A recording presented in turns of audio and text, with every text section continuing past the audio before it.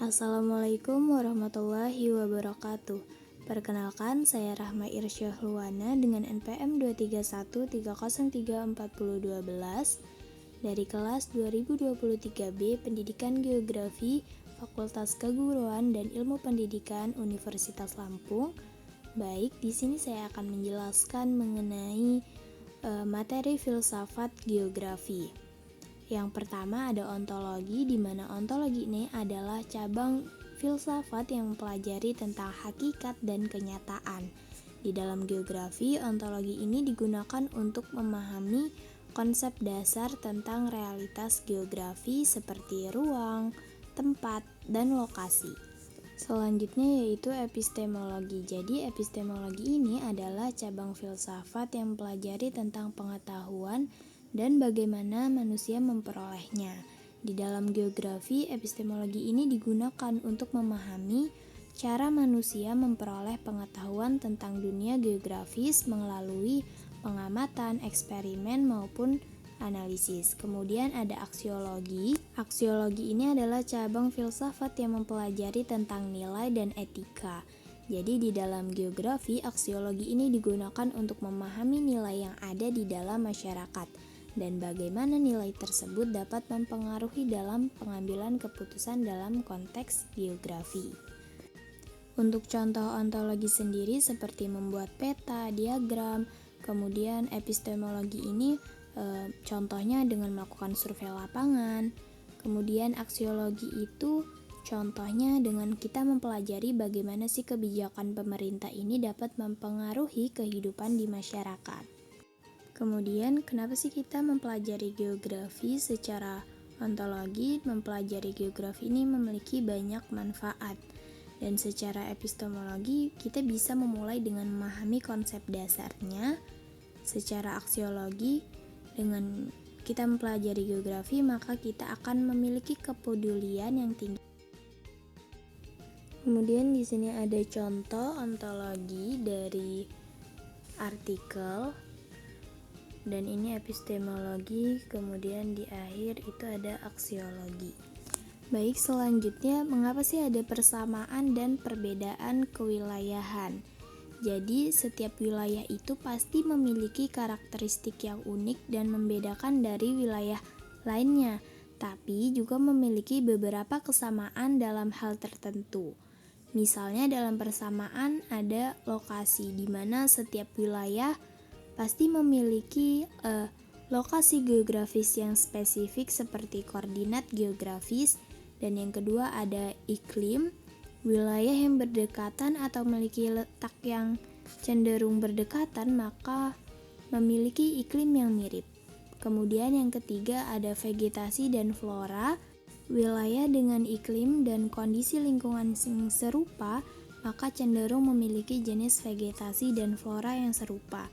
Kemudian di perbedaan kewilayahan, yang pertama ada relief atau setiap wilayah itu pasti memiliki perbedaan dalam bentuknya. Ada yang datar, ada yang pegunungan. Kemudian yang kedua hidrografi, di mana wilayah itu dapat memiliki perbedaan dalam hal sistem seperti sungai, danau. Kemudian yang ketiga kepadatan penduduk. Di setiap wilayah pasti memiliki kepadatan. Wilayah dapat memiliki perbedaan dalam hal kepadatan penduduk tergantung pada faktornya seperti ketersediaan sumber daya, faktor sosial dan ekonomi. Persamaan dan perbedaan kewilayahan ini akan memberikan kekayaan dan keanekaragaman dalam dunia geografi. Kemudian dampak perbedaan. Yang pertama ada terjadi interaksi, kemudian aliran barang, jasa, dan manusia, dan yang ketiga keharusan kerjasama. Interaksi dan interdependensi spasial ini adalah perbedaan geografis seperti jarak, aksesibilitas, dan topografi dapat mempengaruhi tingkat interaksi antar wilayah, di mana wilayah yang berdekatan atau memiliki koneksi yang baik, maka cenderung memiliki interaksi yang lebih intens. Kemudian ada aliran barang, jasa, dan manusia, di mana perbedaan geografis ini dapat mempengaruhi aliran barang, jasa, manusia antar wilayah, seperti pelabuhan atau jaringan jalan yang berkembang, maka cenderung menjadi pusat perdagangan dan distribusi.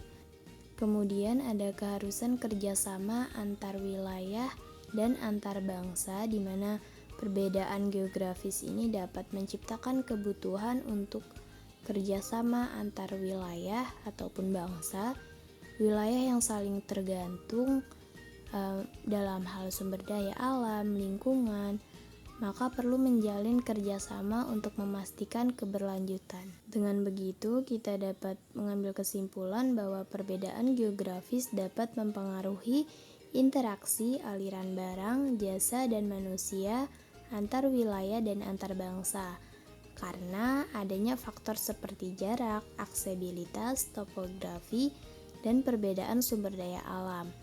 Kemudian kondisi Indonesia, di mana negara Indonesia adalah negara kepulauan terbesar di dunia dengan luas wilayah sekitar kurang lebih 1.900 km persegi, di mana wilayah Indonesia ini terbentang dari Sabang yang ada di Aceh hingga Merauke di Papua yang melintasi 3 zona waktu.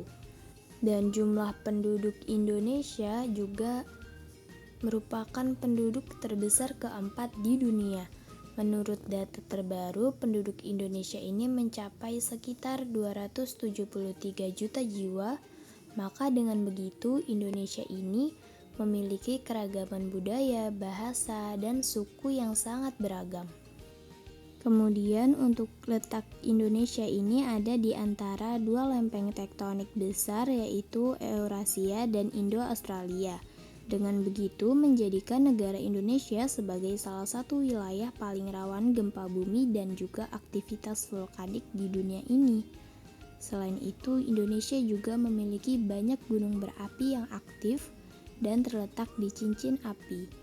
Kemudian, letak geologis Indonesia ini memiliki kerentanan terhadap berbagai bencana alam, termasuk gempa bumi, tsunami, letusan gunung api, banjir, dan longsor. Bencana-bencana ini seringkali memiliki dampak yang merusak dan akan mempengaruhi kehidupan masyarakat serta pembangunan di berbagai daerah. Dan Indonesia juga memiliki keanekaragaman ekosistem yang sangat luar biasa, mulai dari hutan hujan tropis, terumbu karang, dan savana hingga pegunungan tinggi. Selain itu, Indonesia juga dikenal sebagai negara dan keberagaman budaya dan suku yang sangat banyak dan memiliki masalah utama. Yang pertama yaitu lokasi sumber daya alam yang tidak merata, pembangunan, kemudian yang ketiga ada kemiskinan, pengangguran, dan masalah lainnya. Maka dari itu, geografi memiliki peran dalam mengatasi masalah yang ada di Indonesia. Yang pertama yaitu mitigasi bencana. Melalui pemahaman tentang letak geologis dan kerentanan terhadap bencana alam, geografi ini dapat membantu dalam mitigasi bencana. Dengan pemetaan resiko bencana, mengidentifikasi daerah yang rawan, dan pengembangan sistem peringatan dini adalah beberapa upaya yang dapat dilakukan dengan memanfaatkan pengetahuan geografi. Kemudian penanganan masalah kependudukan. Geografi dapat membantu dalam penanganan masalah kependudukan dengan memahami pola persebaran penduduk, migrasi, dan akses layanan dasar. Informasi ini dapat digunakan untuk merencanakan pembangunan seperti pemukiman, infrastruktur, dan pengembangan ekonomi. Kemudian ada perbaikan lingkungan. Geografi memainkan peran penting dalam perbaikan lingkungan. Pemahaman tentang pola kerusakan lingkungan, polusi yang dapat membantu merancang strategi rehabilitasi dan konservasi lingkungan yang efektif melalui analisis spasial. Kemudian geografi juga dapat membantu dalam pemanfaatan yang berkelanjutan dari sumber daya alam melalui pemahaman tentang letak dan distribusi sumber daya alam. Geografi dapat membantu dalam perencanaan pengelolaan yang efisien dan berkelanjutan. Pemetaan dan analisis spasial juga dapat digunakan untuk mengidentifikasi potensi sumber daya alam yang belum dimanfaatkan. Kemudian, geografi juga dapat membantu dalam penanganan kemiskinan melalui pemahaman tentang ketimpangan regional, aksesibilitas wilayah, pemetaan kemiskinan, analisis ketimpangan sosial, dan pemahaman tentang akses ke layanan dasar dapat membantu merancang kebijakan. Kemudian ada prinsip-prinsip geografi. Yang pertama ada prinsip deskripsi, yaitu prinsip yang digunakan untuk menggambarkan atau memaparkan sebuah fenomena geosfer, di mana prinsip ini berfokus seperti penjabaran dapat berupa tabel, grafik, ataupun peta. Contohnya grafik kenaikan jumlah kasus COVID-19 yang ada di Indonesia. Kemudian ada prinsip distribusi.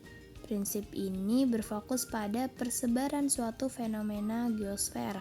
Contohnya peta persebaran sumber daya alam logam di Indonesia dan peta persebaran penduduk di Jawa Barat. Ciri khas dari prinsip ini adanya data persebaran. Kemudian prinsip interrelasi. Prinsip interrelasi ini adalah prinsip yang berfokus pada hubungan timbal balik antar fenomena geosfer. Contohnya gempa bumi bisa terjadi akibat adanya tumbukan lempeng bumi. Selain itu, adanya hujan lebat yang terjadi secara terus-menerus dapat menyebabkan terjadinya banjir.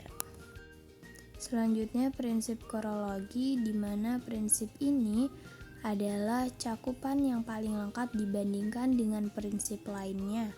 Contohnya kita ingin membahas gunung api di Indonesia, maka kita bisa membahas jumlah gunung apinya, persebaran gunung api di Indonesia, alasan mengapa Indonesia memiliki banyak gunung api, dan bagaimana sih proses terjadinya gunung api. Ini bisa kita lihat secara singkat prinsip geografi, di mana tadi ada deskripsi yaitu penjabaran, distribusi itu seperti persebaran, interrelasi itu hubungan sebab akibat, dan prinsip korologi itu adalah gabungan dari ketiga prinsip yang sebelumnya. Kemudian kita akan membahas mengenai 10 konsep geografi. Yang pertama ada konsep lokasi. Lokasi ini ada dua, ada lokasi absolut dan relatif. Kalau lokasi absolut itu berdasarkan titik koordinat, sedangkan lokasi relatif itu menjelaskan posisi suatu tempat dengan merujuk pada tempat yang lainnya. Contohnya, rumah saya berada di sebelah toko buku. Kemudian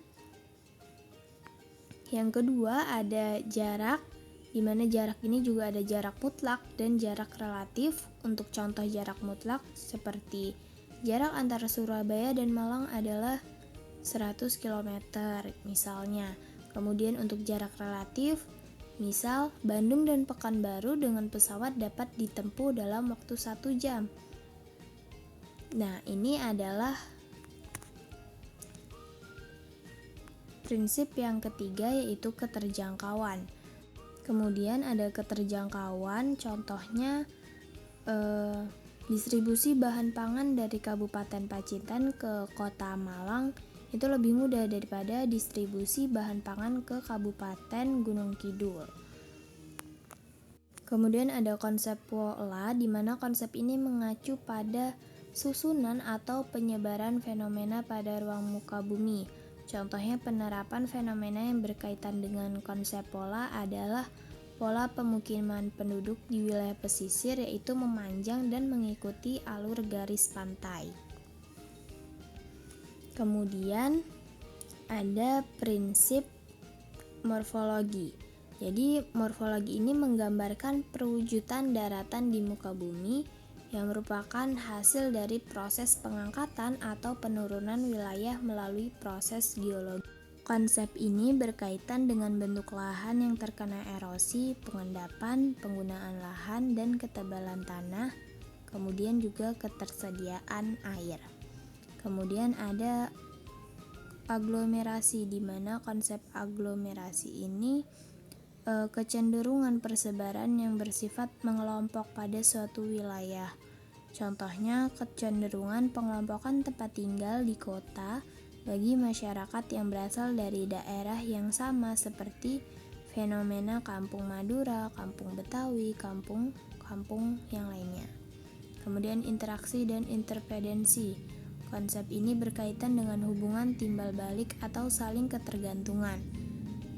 Contohnya, warga kota membutuhkan makanan dari desa, sedangkan warga desa membutuhkan teknologi dari kota. Keduanya akan memenuhi kebutuhan warganya. Kemudian ada nilai kegunaan yang mengacu pada kelebihan yang dimiliki suatu tempat atau wilayah. Contohnya, suatu ruang terbuka hijau, suatu kota, atau kawasan pemukiman mempunyai nilai kegunaan dalam geografi.